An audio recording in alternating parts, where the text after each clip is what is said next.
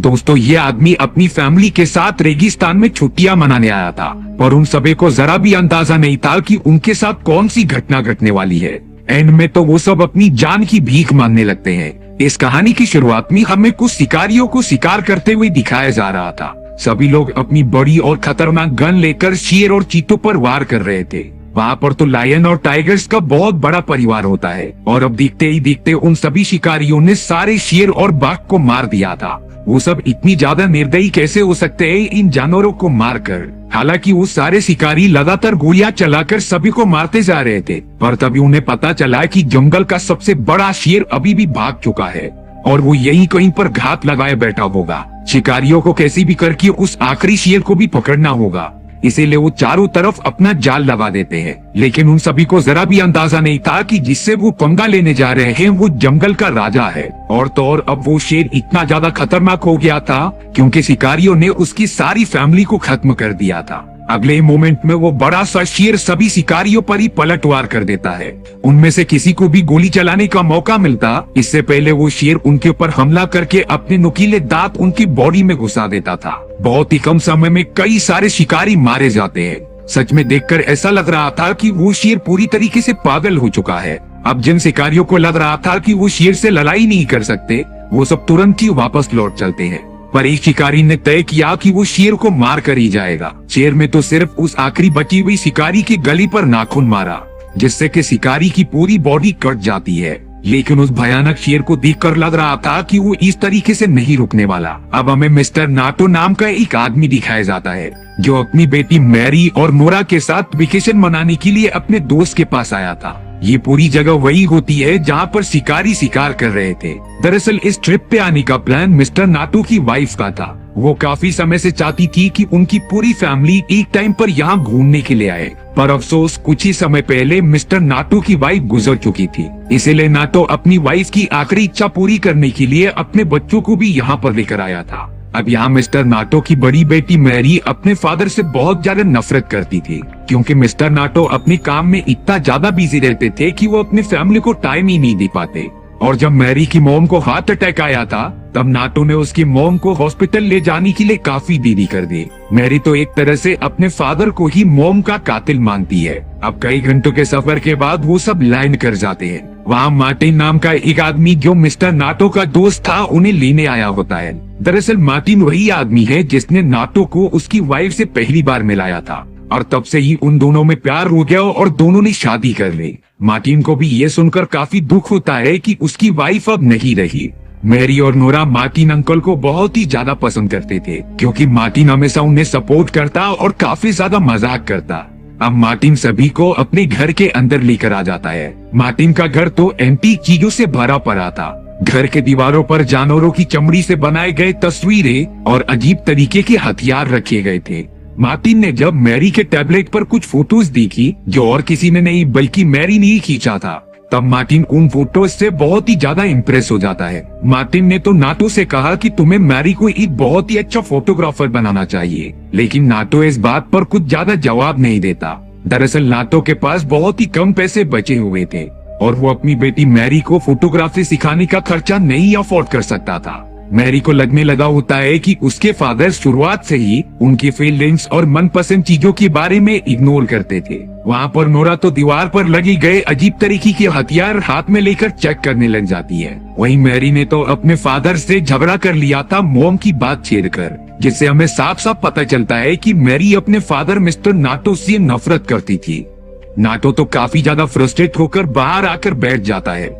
अब मार्टिन से बात करते हुए नाटो ने कहा कि सारी गलती उसकी ही है, क्योंकि उसने शुरुआत से ही अपने बेटियों पर जरा भी ध्यान नहीं दिया। वो तो आधे से ज्यादा समय अपना काम में ही देता था।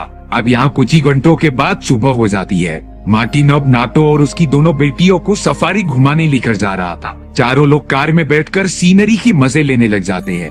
मैरी ने तो कई सारे जानवरों की काफी अच्छी फोटो भी खींची थी। अब यहाँ मार्टिन माजा नाम की एक लेडी से मिलता है, जो मार्टिन की दोस्त होती है। अब उनके थोड़े पास में ही शेर का एक बहुत ही बड़ा झुंड था। मार्टिन तो सीधा उन सभी शेरों से मिलने के लिए चला जाता है, वहीं दूसरी तरफ नाटो बहुत ही ज्यादा डर रहा था कि मार्टिन इस तरीके से कैसे शेरों के पास जा रहा है। तब जाकर माजा ने बताया कि उन सभी शेरों को नाटो ने ही पाला है और वो सब नाटो के प्रति काफी ज्यादा लॉयल है। उनमें से कुछ शेर तो मार्टिन को पहचान लेते हैं और उसके पास आकर गले मिलने लग जाते हैं। पर तभी मार्टिन ने एक शेरनी को देखा जिसकी पैर पर थोड़ी चोट लगी होती है। मार्टिन ये चेक करने के लिए जैसे ही उस शेरनी के पास जा रहा था तभी वो शेरनी एग्रेसिव वे में गुर्राने लगी थी, इसीलिए मार्टिन तुरंत ही पीछे हट जाता है। मार्टिन को समझ में आ चुका था कि ये काम शिकारियों का हो सकता है जिसने कि इन शेरों की फैमिली पर हमला किया और शेरनी को घायल कर दिया। इसीलिए मार्टिन माजा को फर्स्ट एड किट लाकर शेरनी की घाव को ठीक करने के लिए कहती है और फॉरेस्ट डिपार्टमेंट में एक कंप्लेन दर्ज करने के लिए कहता है। मार्टिन अब नाटो और उसकी दोनों बच्चियों को लेकर पास ही वाले बस्ती के टूरिस्ट स्पॉट में लेकर चला गया था। पर वहाँ पहुँचते ही मार्टिन ने देखा कि बस्ती पूरी तरीके से सुनसान है। वहाँ के तो सभी लोगों को किसी अनजान चीज ने मार दिया था। घरों के अंदर तो चारों तरफ खून ही खून फैला था। नाटो तो ये सारी चीजें पहली बार देखकर काफी ज्यादा डर जाता है। थोड़ी छानबीन करने के बाद मार्टिन को ये पता चल चुका होता है कि ये सारी चीजें किसी खतरनाक शेर ने की हैं। और यहाँ गौर करने वाली बात यह है कि ये शेर और कोई नहीं बल्कि वही था जिसे हमने कहानी की शुरुआत में देखा होता है। नाटो तो इस बात से बहुत ही ज्यादा डर गया था, इसीलिए वो अपनी दोनों बेटियों को ढूंढने लग जाता है। मैरी तो उसे मिल गई थी लेकिन नोरा पता नहीं कहाँ गायब होती है। नाटो तो लगातार अपनी छोटी वाली बेटी को ढूंढने के लिए चला गया था। कुछ समय बाद नोरा उसे मिल भी जाती है। नाटो ने अपनी दोनों बेटियों की सेफ्टी के लिए उन्हें कार के अंदर बिठा दिया था, लेकिन यहाँ मार्टिन को समझ दे रहा था कि उस शेर ने आखिरकार बस्ती वालों पर हमला ही क्यों किया, क्योंकि नॉर्मल शेर इस तरीके से कभी नहीं हमला करते। अब मार्टिन खुद फॉरेस्ट डिपार्टमेंट में कंप्लेन करने के लिए चले जा रहा था। साथ ही साथ उसने अपनी बंदूक भी तैनात कर ली होती है कि जब वो शेर उनके ऊपर हमला करेगा तब वो डायरेक्टली उसे शूट कर सके। और तभी अचानक उनके रास्ते में एक घायल पड़ा हुआ आदमी आ जाता है जिसकी बॉडी पर उसी शेर के नाखूनों के निशान थे। वो आदमी तो कांपते हुए ये कह रहा था कि हमने उसकी फैमिली को खत्म किया, इसीलिए वो हमारी फैमिली को भी खत्म कर देगा। दरअसल ये बात उसी शेर की कर रहा था जिसने कि उन शिकारियों को मारा और अब बस्ती वालों को भी खत्म कर दिया। यानी कि वो पूरी तरीके से पागल हो चुका है और अपना बदला लेना चाहता है। मार्टिन तो अब अपना स्नाइपर लेकर, जिससे कि जानवरों को बेहोश किया जा सकता था, लगातार शेर को ढूंढते हुए नदी के पास आ जाता है। मार्टिन सोच रहा था कि जैसे ही वो शेर आएगा मैं उसे गोली मारकर बेहोश कर दूंगा, लेकिन ये सारी चीजें इतनी भी ज्यादा आसान नहीं होने वाली थी। अब मार्टिन ने जैसे ही अपने पीछे देखा उस बड़े से शेर ने उसके ऊपर झपट्टा मार दिया था। मार्टिन तो प्रॉपरली उस बड़े से शेर पर गोली भी नहीं चला पाता। वहीं दूसरी तरफ नाटो को गोली की आवाज आती है जिसी की मार्टिन ने चलाया था। पर जैसे ही नाटो अपना दरवाजा खोलकर बाहर जाता है तो अभी उसने देखा कि वो बड़ा सा शेर उसकी तरफ भागते आ रहा है। इसीलिए नाटो ने जल्द से जल्द कार में जाकर दरवाजा बंद कर लिया था। यहाँ हमें पहली बार उस शेर का साइज दिखाया गया जो बहुत ही बड़ा और डरावना था। वो शेर तो लगातार गाड़ी के शीशों को तोड़कर अंदर आने की कोशिश कर रहा था, लेकिन नाटो कैसे भी अपनी दोनों बेटियों को बचाकर गाड़ी में ही छुपा होता है।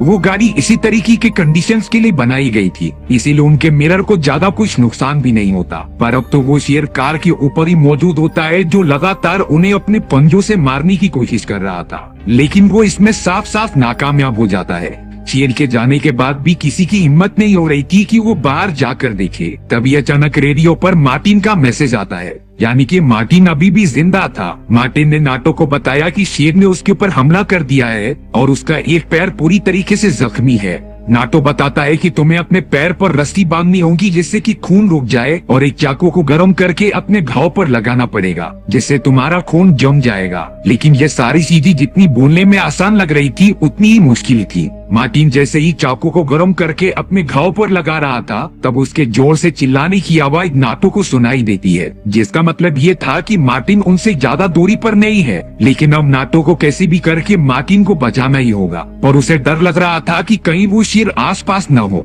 सबसे पहले उन्हें शेर से लड़ने के लिए किसी हथियार की जरूरत पड़ेगी। कार के अंदर थोड़ा ढूंढने के बाद उन्हें एक स्नाइपर मिल जाती है जिसमें बेहोश करने की दवाई मौजूद थी। अब यहाँ मार्टिन कार के एकदम टॉप पर चले जाता है। वो चारों तरफ गन लेकर दिख रहा था कि आखिर वो शेर कहाँ पर है। वो बड़ा और खूंखार शेर बिना देरी किए वहाँ आकर नाटो पर हमला करने लग गया था। नाटो तो अपनी जान बचाकर कार के नीचे छुप जाता है। उस शेर का साइज ज्यादा बड़ा होने के कारण वो कार के अंदर घुस ही नहीं पा रहा था। यानी कि नाटो ने अपनी जान कैसे भी बचा ली होती है। पर अब नाटो की सबसे छोटी बेटी नोरा ने पीछे से बेहोशी की दवा लेकर उस शेर के पीठ पर लगा दी थी, जैसे कि अब कुछ ही देर में वो शेर बेहोश हो जाएगा। इसी मौके का फायदा उठाकर मैरी और नाटो जल्द से जल्द मार्टिन के पास जाकर उसे उठाकर अपनी कार में लेकर आ जाते हैं। मार्टिन के पैर पर लगा हुआ घाव सच में बहुत ही ज्यादा गहरा था और अगर मार्टिन को जल्द से जल्द हॉस्पिटल नहीं लेके जाया गया तब उसके घाव में इन्फेक्शन बढ़ना स्टार्ट हो जाएगा। देखते ही देखते उन्हें कार के अंदर पूरी रात गुजर जाती है, पर अभी भी उन सभी के पास बचकर निकलने का कोई रास्ता ही नहीं होता। ना तो समझ नहीं पा रहा था कि आखिर ये शेर इतना एग्रेसिव क्यों हो गया। तब जाकर मार्टिन बताता है कि शायद शिकारियों ने इस शेर के कई सारे दोस्तों और फैमिलीज को खत्म कर दिया होगा,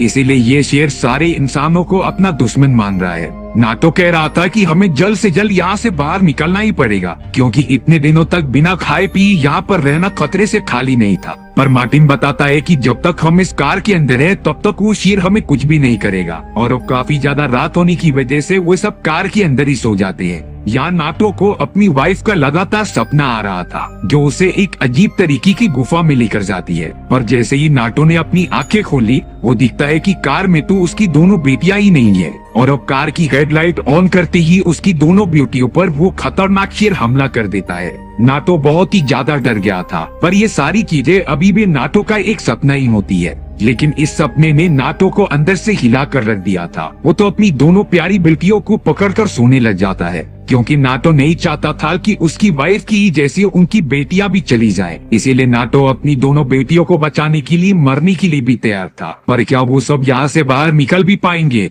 या फिर वो शेर उन सभी के बॉडी पर अपनी नुकीले पंजे मारकर सभी को खत्म कर देगा? इस बारे में तो हमें कहानी के दूसरे भाग में ही पता चलेगा। आपको अगर कहानी का सेकंड पार्ट चाहिए तो कमेंट सेक्शन में बता देना। कमेंट्स ज्यादा आएंगी तो मैं कहानी का दूसरा पार्ट भी जल्द से जल्द अपलोड कर दूंगा। अगर आप हमारे चैनल पे नए हो तो डॉक्टर मूवी टेलर को सब्सक्राइब भी कर देना, क्योंकि मैं डेली वीडियोस अपलोड करता हूँ।